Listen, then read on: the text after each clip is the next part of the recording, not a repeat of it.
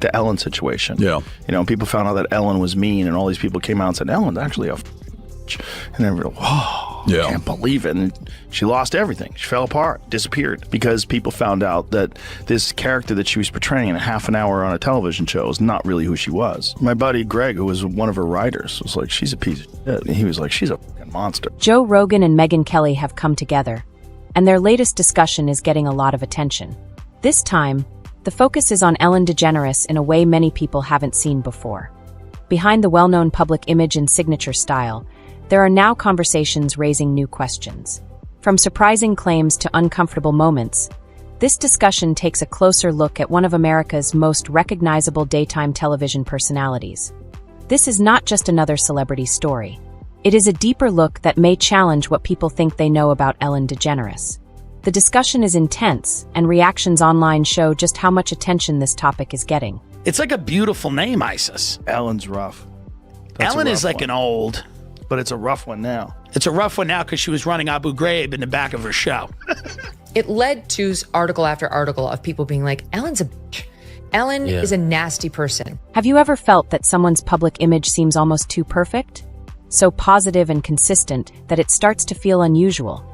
That's how many people describe Ellen DeGeneres. For years, she was seen as a symbol of kindness and positivity in daytime television. Her personality and style made her widely admired.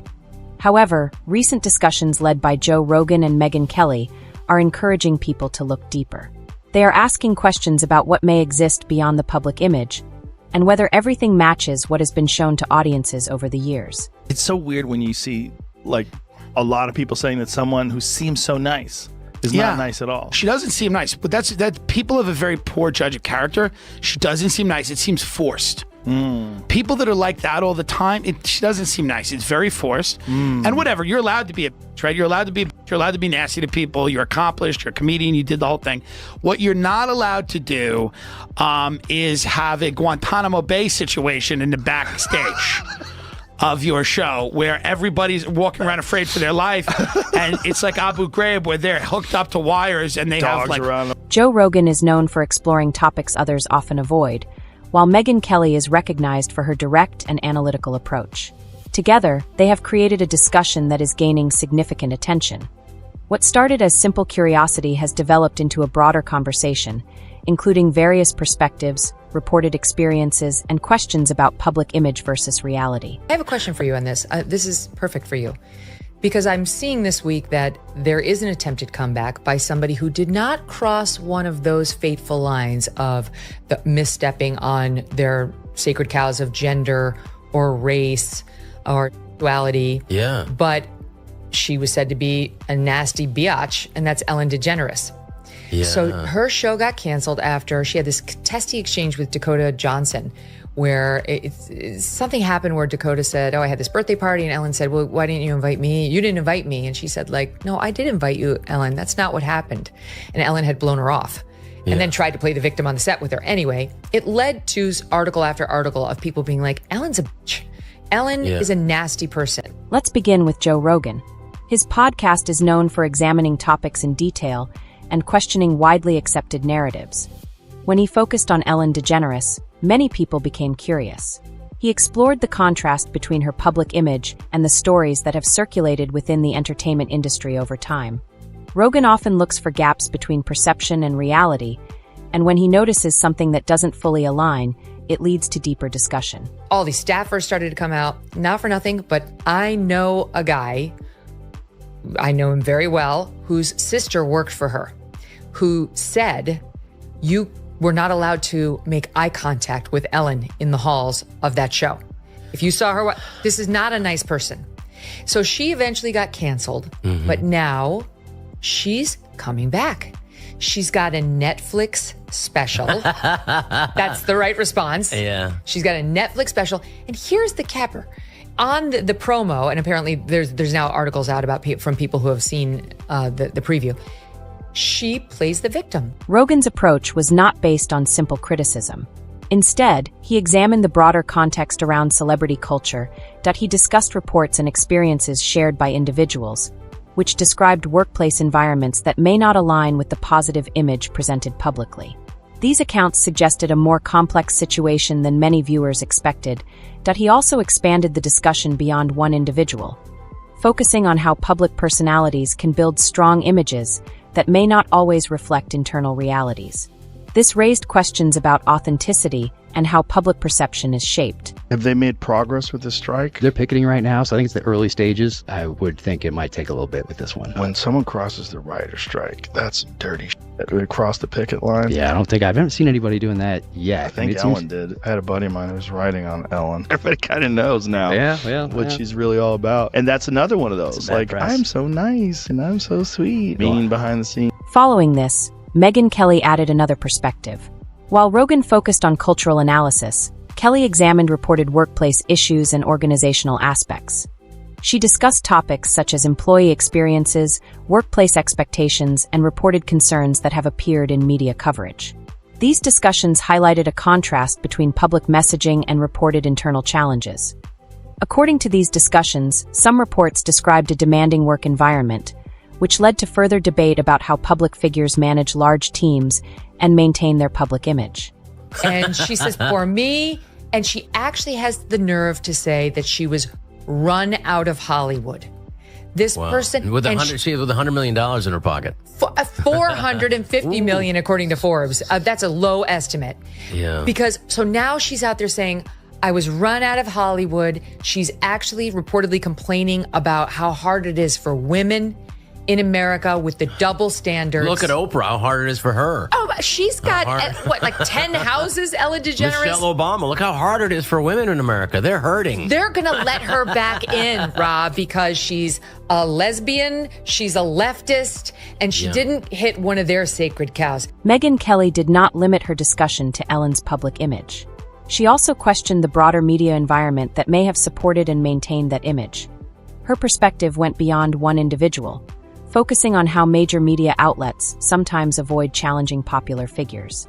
Instead of reinforcing a positive narrative, she highlighted contradictions and encouraged a closer look at what might be happening behind the scenes. When combined with Joe Rogan's analytical approach, the discussion became more impactful. Rogan examined the cultural side, while Kelly focused on reported workplace and organizational aspects. Together, they created a deeper conversation about how public figures are perceived. This discussion is not just about one celebrity. It reflects a larger issue regarding how audiences engage with fame and public image. Look at it. Oh, well, you know where that is too, right? It's a similar image to that, right? No. I know Jamie does. What is it? It's on the set of a famous talk show that's now not on anymore. Oh, Ellen? Was that Ellen? Yeah. Really? Just look at the temple and then look at the... Let me see Ellen's background.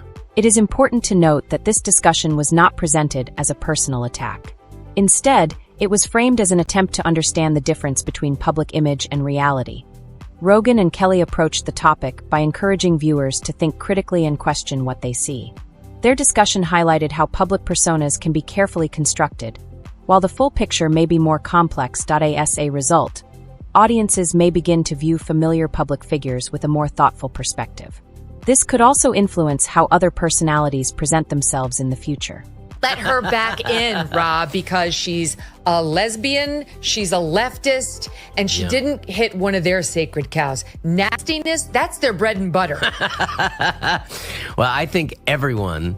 I will say, like, the resentment, I think everyone should have a chance for reconciliation. I don't think Jesus exempted anybody. And so I do, while it does, because I have been allowed back in, but I don't hold any grievance and resentment. It's very important. And I would just say for Ellen, the resentment, you have to get over resentment to whatever addiction or addictive qualities happen, to get over it. The collaboration between Joe Rogan and MegynKelly has drawn attention because of their different backgrounds and approaches.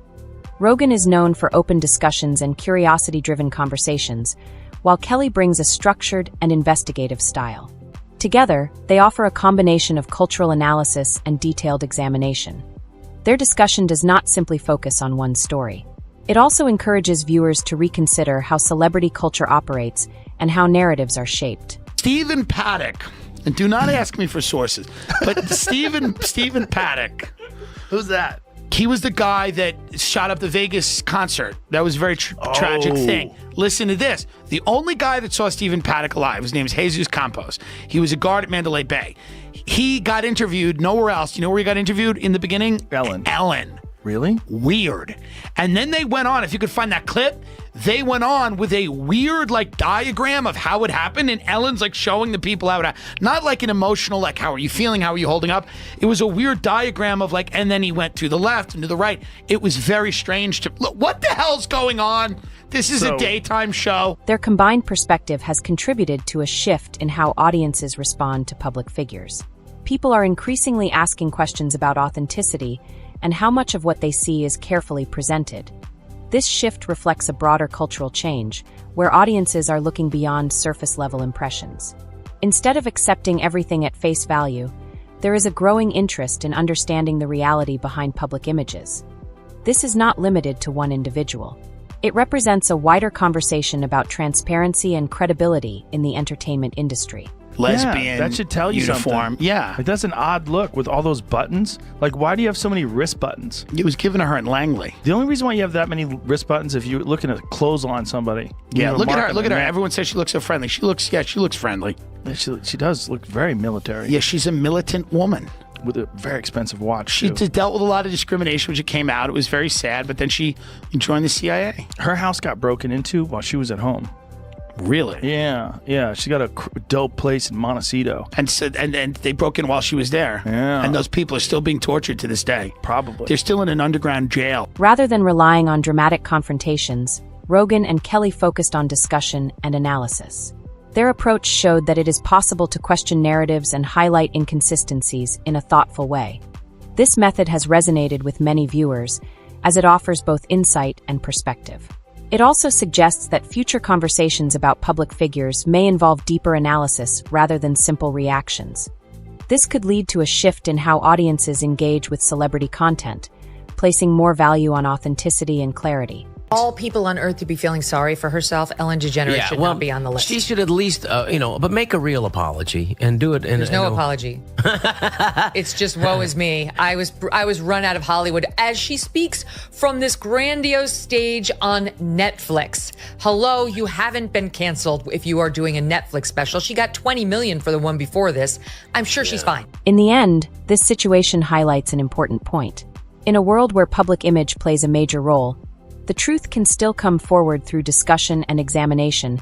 If public perception changes as a result, it may encourage more transparency in the future.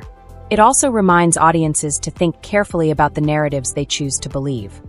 Ultimately, authenticity remains one of the most important factors in how public figures are viewed, and conversations like this play a role in shaping that perspective.